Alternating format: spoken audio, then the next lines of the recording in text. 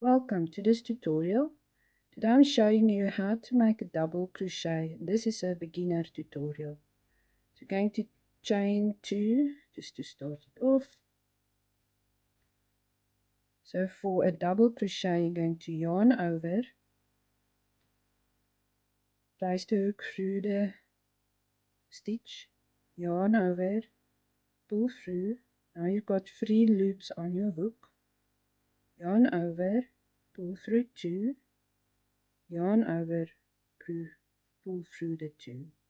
That is a double crochet. Let's do it again. Yarn over, through the stitch, yarn over, pull through, yarn over, pull through 2 loops, yarn over, pull through 2 loops. Let's do one more.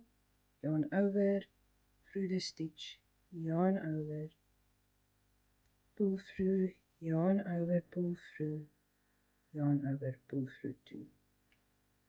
That is a double crochet. Remember to like and subscribe, and watch out for the poncho